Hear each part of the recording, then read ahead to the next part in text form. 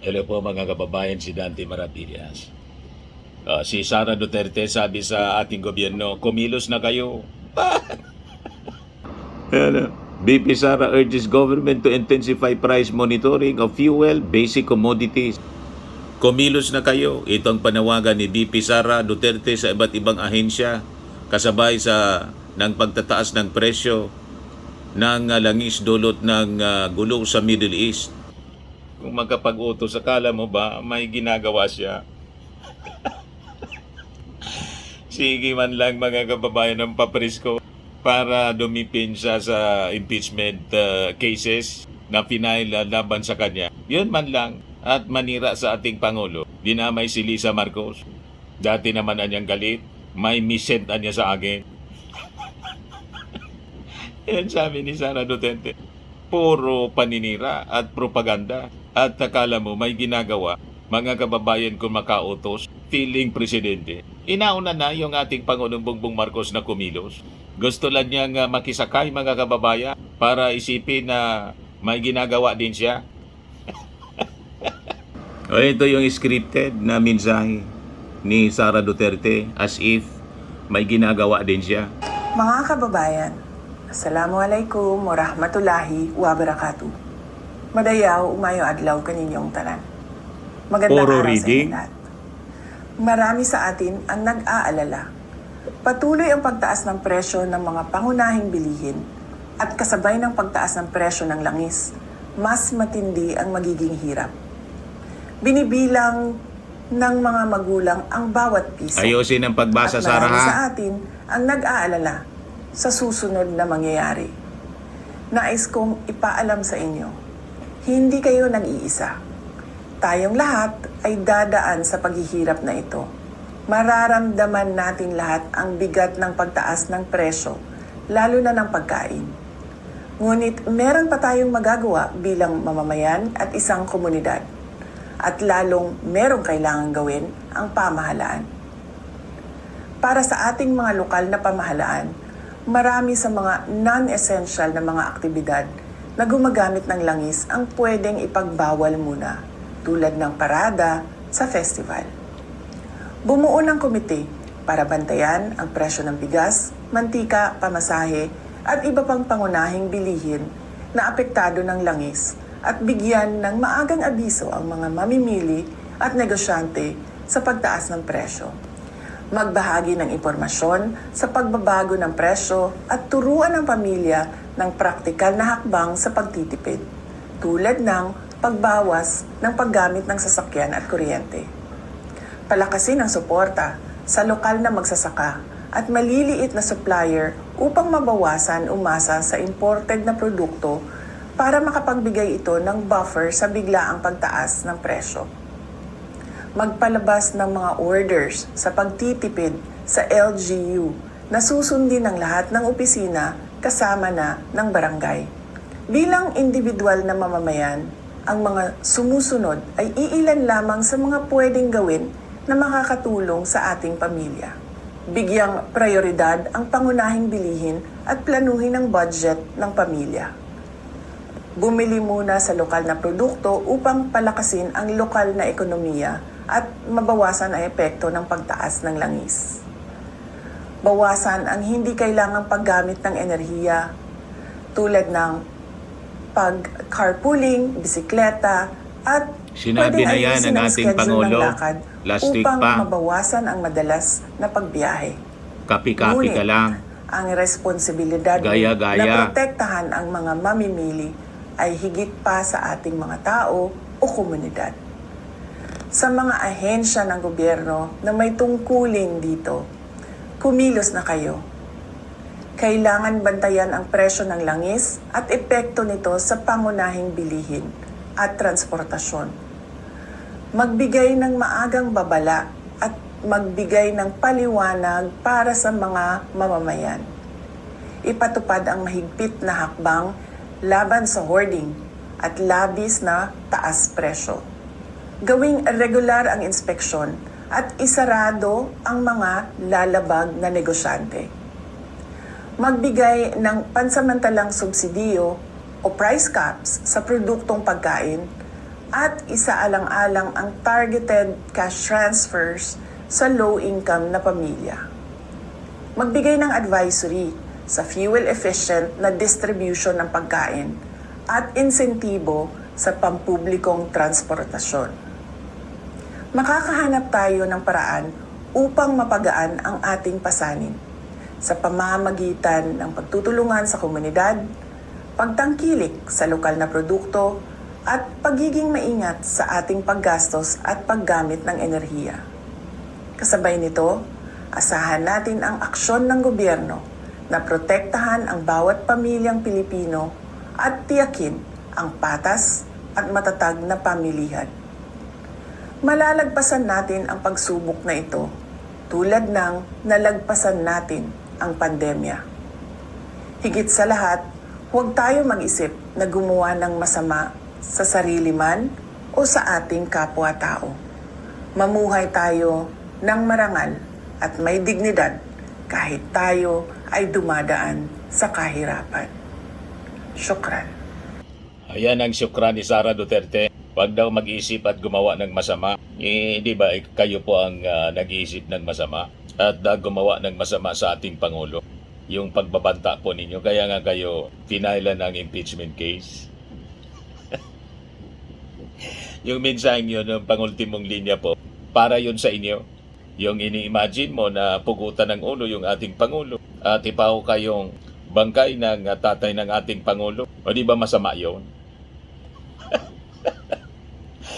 Gaya-gaya lang si Sara Duterte, mga kababayan. Parang gustong palabasin, walang ginagawa yung ating gobyerno. Nauna na yung ating Pangulong Bongbong Marcos na pinulong yung mga opisyal at agencies ng ating gobyerno para sa mga paganda dito sa gerang nangyayari po, yung epektos, yung economic impact dito sa ating bansa. Nakisakay lang kayo, napakalinaw, para sabihin may ginagawa din kayo.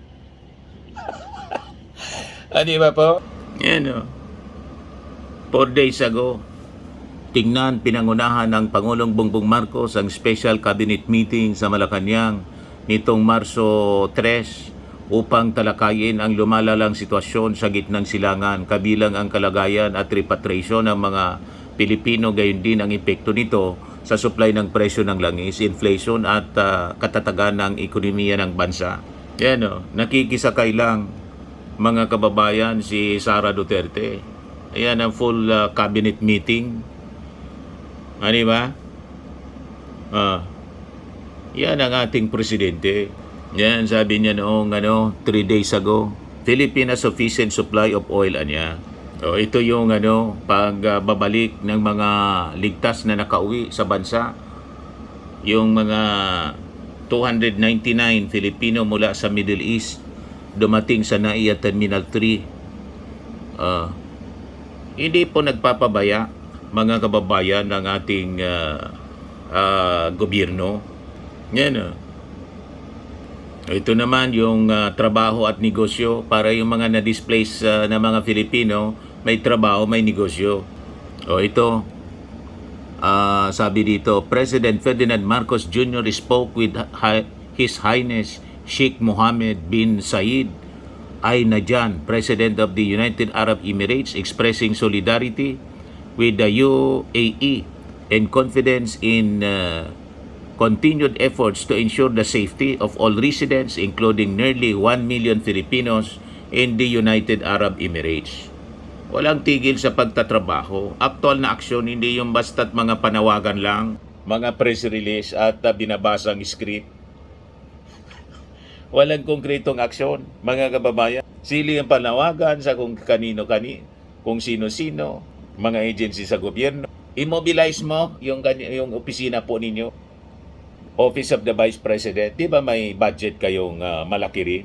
I-mobilize ninyo para makatulong. Hindi puro press release, panawagan lang, duplikasyon lang ng sinasabi ng ating Pangulong Bongbong. Mag-establish din kayo ng hotline para doon sa mga OFWs na mga DDS, exclusive sa mga DDS na OFW. O, di ba?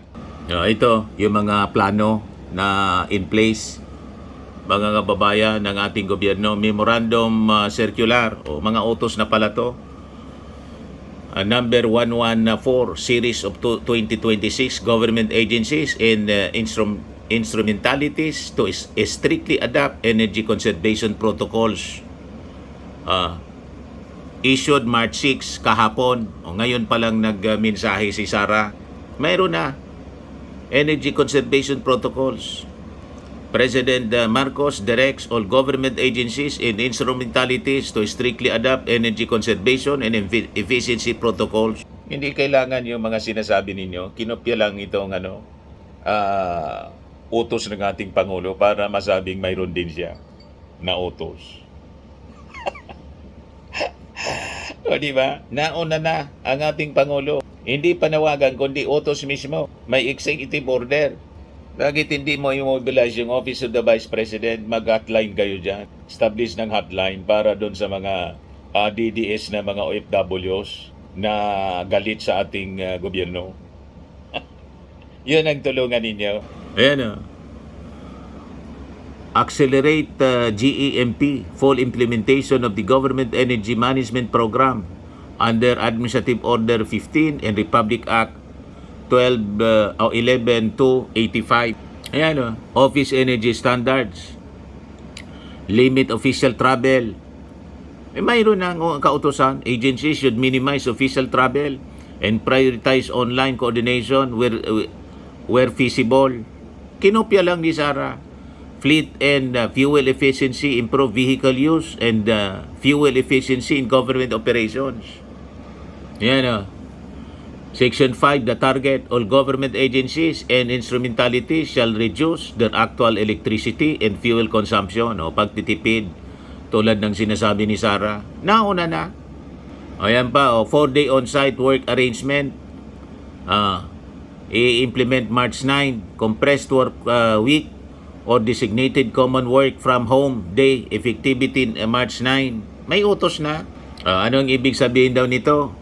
Sa mga government workers, following the President's announcement of measures to address rising fuel and energy costs, the following arrangement will be implemented across government offices. 4 days on-site work. Government offices adopt flexible work arrangement under the Civil Service Commission guidelines. Public services constitute 24/7 dapat. Agencies providing essential health, public safety, and emergency services remain fully operational. Hindi yun apektado 24/7. Hindi kasama. Internal guidelines required. Each agency must establish internal rules for attendance monitoring and performance standard consistent with CAC regulation. Ganon kagaling yung ating Pangulo. Pagkatapos biglang naglabas ng statement si Sara. Nag-utos din. Ito yung sinasabi ni Sara na mag-conserve ng energy. Nauna na nag-utos yung ating Pangulo. March 6, Memorandum Circular 114 Series of 2026 Government Agencies and Instrumentalities to strictly adopt energy conservation protocols. President Marcos directs all government agencies and instrumentalities to strictly adopt energy conservation and efficiency protocols. Assuming si Sara Duterte.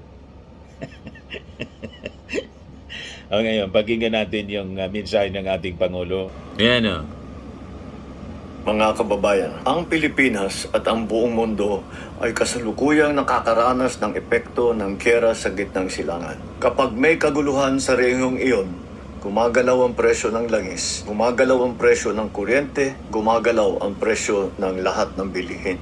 Dahil sa kaguluhang ito, naapektuhan ang pagdaan ng mga barkong nagdadala ng langis sa Strait of Hormuz, isa sa pinakamahalagang daanan ng langis sa buong mundo. Kapag nagkaroon ng problema sa daanang ito, naapektuhan ang supply ng langis at tumataas ang presyo nito sa buong mundo, hindi lamang dito sa Pilipinas. Sa susunod na linggo, inaasahan ang pagtaas ng presyo ng petrolyo. Tinatayang tataas ang presyo ng gasolina ng 7.48 pesos kada litro, diesel ng 17.28 pesos at kerosene ng 32.35 na piso. Malinaw sa atin ang tanong ng maraming Pilipino ngayon, ano ang gagawin ng pamahalaan? Naghahanda na po tayo. Una, Nakikipag-ugnayan na tayo sa Kongreso upang mapagkalooban ang Pangulo ng pansamantalang kapangyarihan upang bawasan ang excise tax sa mga produktong petrolyo kung papalo ito sa $80 kada barrel. Ikalawa, kinakausap na natin ang Kongreso upang amyendahan ang Biofuels Act of 2006 upang magamit natin ang mas murang bioethanol para sa pagbababa ng presyo ng gasolina. Ikatlo, ilalabas natin sa lalong madaling panahon ang fuel subsidy at cash transfer para sa mga apektadong sektor. Makikipagtulungan ang mga ahensya ng pamahalaan at ang mga lokal na pamahalaan upang matiyak na makarating agad ang tulong sa mga nangangailangan. Kasabay nito, patuloy na minomonitor ng pamahalaan ang presyo ng mga bilihin sa mga pamilihan upang matiyak na walang mananamantala sa sitwasyon na ito. Nakikiusap ako sa ating mga negosyante at mga trader, huwag ninyo sanang samantalahan ang sitwasyong ito. Pinapaalala ko sa lahat na ang hoarding at ang profiteering ay labag sa batas. Para naman sa bahagi ng pamahalaan, simula sa Lunes, 9 ng Marso, pansamantala nating ipapatupad ang 4-day work week sa ilang tanggapan ng ehekutibo. Hindi kabilang dito ang mga nagbibigay ng emergency o pangunahing serbisyo gaya ng mga pulis, bumbero at mga tanggapan na nagbibigay ng frontline services sa publiko. Bukod pa rito, inaatasan ko ang lahat ng ahensya ng ating pamahalaan na magtipid at magbawas ng 10 hanggang 20% sa konsumo ng kuryente at gastos sa petrolyo. Pansamantala ring ipinagbabawal ang mga biyahe at aktibidad ng pamahalaan na hindi naman kinakailangan gaya ng mga study tour, team building activities o mga meeting na maaari namang gawing online. Para Kinopya naman ni po Zara. sa ating mga kababayan na kasalukuyang nasa mga bansa sa gitnang silangan, ang DFA, DMW at OWA ay patuloy na nakikipag-ugnayan sa inyo upang mag-monitor sa inyong mga kalagayan. Nasimulan na po ang paglikas ng mga Pilipino na nais magpa-repatriate. At sa oras ligtas na ang pagbiyahe, mailikas na natin lahat. Mga kababayan, hindi natin alam kung kailan matatapos ang kaguluhan sa gitnang silangan. Biktima tayo ng isang giyera na hindi natin pinili o ninanais. Hindi natin kontrolado ang digmaan, pero kontrolado natin kung paano natin poprotektahan ang Pilipino. Hindi ito ang pinakamalalang pagtaas ng presyo ng langis na naranasan ng ating bansa. Marami na tayong napagdaanan na pagsubok. At sa bawat pagkakataon, dahil sa ating pagkakaisa, pananampalataya sa Diyos, at malasakit sa isa't isa, nalampasan naman natin ang mga ito. Naniniwala ako na malalampasan din natin ang pagsubok na ito. Maraming salamat sa inyong pakikiisa at sa inyong pagtutulungan. Yan ang mensahe ng ating Pangulong Bongbong. Walang halong pagkukunwari. Di ba? Hindi yung puro lang kwento. Puro lang syukran, mga kababayan, na walang kakwenta-kwenta. Puro laway. Di ba? Anyway, yun man lang po. Ako po si Dante Maravillas. Bye-bye. God bless.